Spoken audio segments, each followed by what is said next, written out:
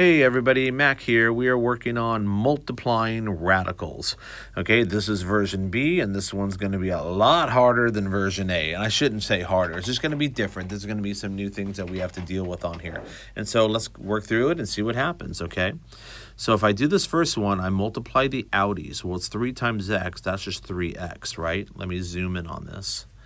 My innie is going to be 8 times 2. Well, I know 8's going to break down. So, well, let's just do it. 8 times 2 is 16. Well, I know 16 is just normal everyday 4. So I'm going to pop a 4 out. And when I do that, I get 12x. And there's no more 16 because I pulled the 4 out. And I'm done. Okay? Number 2, multiply the outies.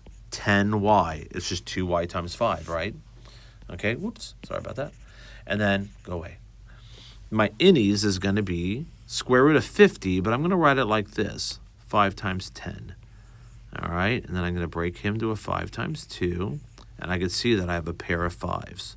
Once I pull the pair of 5s out, I'm going to be left with 10y, 10, why 10? I pulled a 5 out. That's going to be 50y, square root of, who's left over? The 2. Done. Okay, let's do the next one. Do the outies. 4 times 3a is 12a. And then I have a square root of, and I'm just going to do this, 14 times 7. I know I can't do 7. That becomes 2 times 7. All right, and look, I have a pair of 7s. So I'm going to pull out a 7. 7 times 12 is, let's see, there's a 4 there, and I carry a 1. It's going to be 84a, don't forget the a, square root of whatever's left over, which is a 2. And there's my final answer. Number 4, when I do the outies, I get 2 times 4b, which is 8b. Okay, and then I get square root of, and it's 27 times 3, which I know is 81. What's the square root of 81? 9. So I pull a 9 out and multiply it by whatever's already out there, and I'm going to get a 72b. And I pulled everything out, so there is no more square root. Number 5, if I multiply the outies, I get 18c. Square root of 8 times 2 is 16, so I can pull a 4 out, and I'm going to have no more square root. So I'm just going to multiply this by a 4, okay? Do a time symbol, why not? Okay, and so that's going to become a 32, 72c, done. Nothing left in the square root because we pulled out a 4. Number 6, let's do the outies. 5 times 2x, that's going to be a 10x. And my innies is going to be a square root of 36. And I know I can pull a 6 out of that, so that just becomes 60x when I multiply that 6 by the 10x.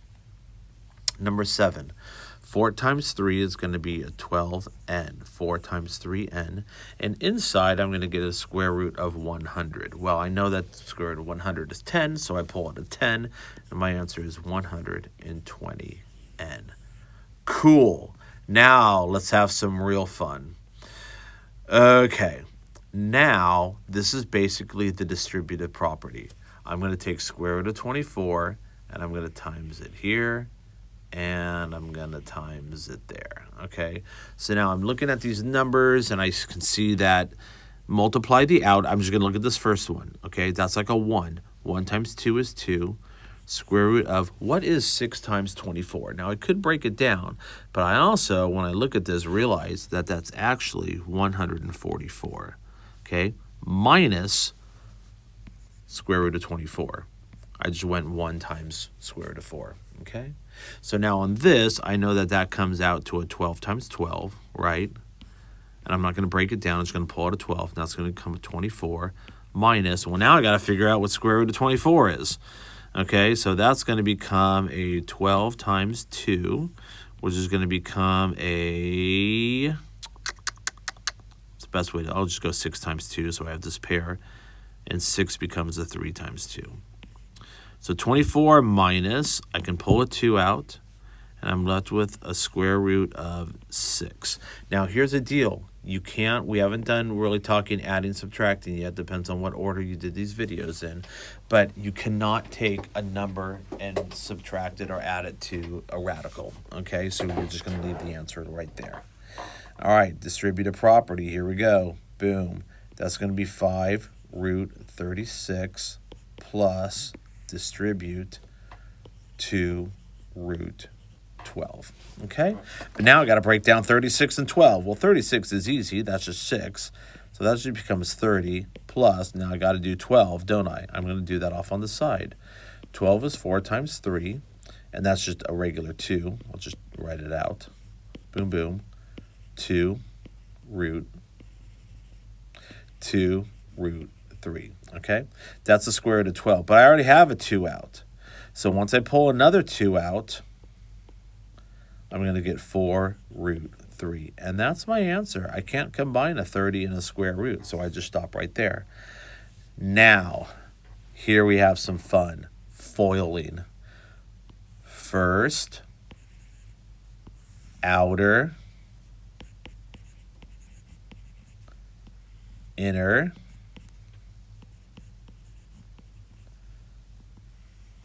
and last. Okay, and just like any FOIL, we're usually going to have, often a middle term in here. Now, hopefully, I'll make sure we do the addition before I show you this video. They both are root 3s, so I can add them. That's going to be plus a 6 root 3. And what's the square root of 9? That's just 3. Well, look, I still have like terms right there. So my answer is 11 plus 6 root 3. Okay? Let's do number 11. Again, first, 6 root 4. Outies. And it's going to be a positive times a positive, so it's going to be a plus 15 root 2. Innies, minus 2 root 2. And the last, minus 5. Well, I can see right here, square root of 4 is 2, right? Okay, so when I do that, that's going to pull out a 2. That's going to become a 12. I just multiplied it by 2 when I did the square root of 4. 15 root 2 minus 2 root 2 is a plus 13 root 2. Okay, and if we adding and subtracting, you treat the roots like they're x's or y's.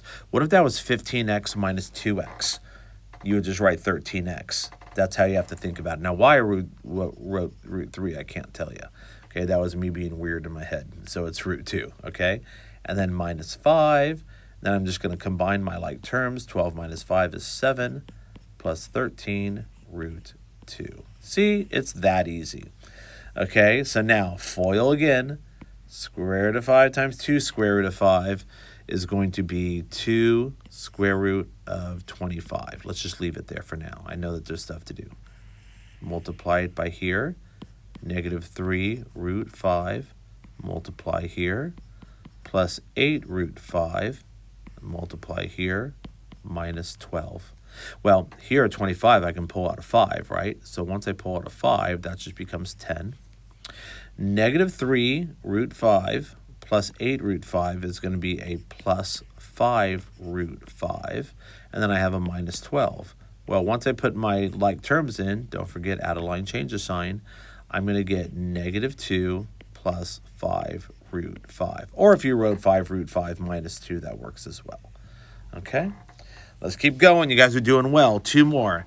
All right. First, we're foiling, and I'm going to get 2 root 49 outer negative 4 root 7 innies plus, I'll write the 1 root 7, and minus 2. Okay? So now I can deal with this first one. I can pull a 7 out, and that becomes a 14. Okay, because square root of 49 is 7.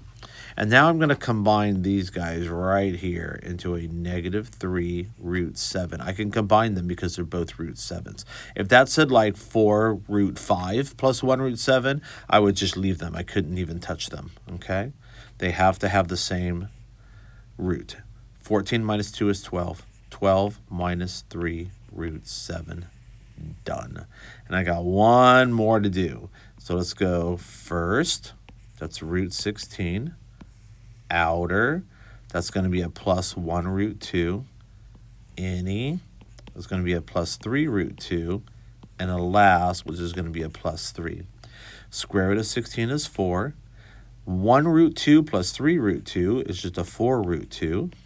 And lastly, I have a plus 3, and that's going to be a 7 plus 4 root 2. And I'm done. Okay, so I know it's a little bit nasty, but as long as you understand the concept of multiply innies and multiply outies, then it's actually pretty easy. And you guys will do a really good job on that, okay? I do have a version C if you want to take a look at the version C. And that might be a good thing for you to do. And hopefully you guys are feeling more comfortable about multiplying radicals.